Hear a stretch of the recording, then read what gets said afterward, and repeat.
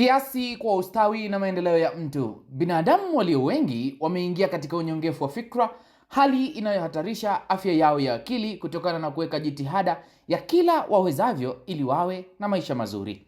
Lakini hata hivyo, bado kuna kizungumkuti kwenye kutafasiri dhana ya maisha mazuri ni nini haswa humaanisha. Baadhi hutumia gharama kubwa sana kuwapa elimu ya kimagharibi watoto wao kwa matarajio kwamba elimu hiyo itakuja kusaidia vizazi vyao pale watakapohitimu masomo yao ya elimu ya juu. Huku wengine huwekeza kwenye kuwafundisha watoto wao maadili ya kiasili na namna bora ya kujitegemea kila hatua ya ukuaji kwa watoto wao. Njia zipo nyingi za kufanikisha dhima hiyo. Wakulima huwazoesha watoto wao kuweka bidii katika kutafuta mali kwa ustawi na maendeleo yao kutoka shambani, yani ardhini.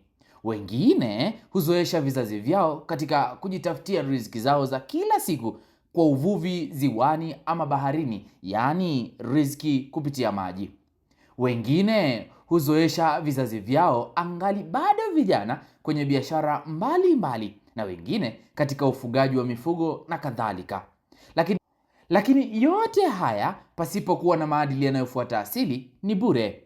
Maadili yanayofuata asili ni mizania ya ulimwengu, ambayo mizania hii iko wazi nyakati zote. Hata hivyo, jamii iliyo kubwa inazingatia sehemu tu ya maadili haya. Mfano, usiibe, usizini, usiue, usitamani mali ya mtu mwingine, toa heshima kwa kila mtu na kadhalika. Jambo hili ni jema. Hata hivyo, uelewa wa kina kwenye falsafa hizo kwa vizazi vipya haupenyezi ujumbe za moja kwa moja kwenye bongo za vizazi hivyo. Dhana ya maadili kama ilivyoelezwa hapo awali ni takwa la kiasili. Takwa hili ni pamoja na kutambua kweli kwamba kila jambo lina pande mbili: wema na ubaya, chuki na furaha, ukweli na uongo, mchana na usiku, asubuhi na jioni, giza na nuru, mbingu na ardhi, mwanamke na mwanamume, mimea na wanyama na kadhalika. Yote haya ni kuufanya ulimwengu kujiendesha kwa kiasi. Endapo upande mmoja utajitokeza zaidi kuliko upande mwingine, mizania katika asili huyumba. Madhara yake huja kuwa bayana na machafuko lazima yatokee juu ya uso wa dunia. Hata hivyo, upande wenye mlengo chanya huleta maelewano zaidi ya ulimwengu ukilinganisha na upande wenye mlengo hasi. Kwa hiyo, kiasi hupelekea utulivu wa akili kwa kila mtu, hali ambayo huleta amani ya kudumu ya moyo. Kinyume chake ni kuhatarisha afya ya moyo, hali inayosababisha shinikizo la damu kwenye moyo, hatimaye kuharibu zaidi ustawi wa afya ya mwili mzima. Swali ni kwamba, je, ni nini hatima ya jitihada zaidi ya kusaka maisha mazuri? Ni nini maana ya maisha mazuri hapa duniani?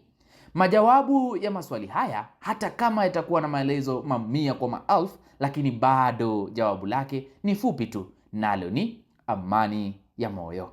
Amani ya moyo, dhana ambayo ni maelewano ya kudumu ya ulimwengu. Hivyo fanya kwa kiasi na ridhisha kizazi chako kipya namna bora ya kutunza na kuendeleza njia bora ya kujitegemea kifikra.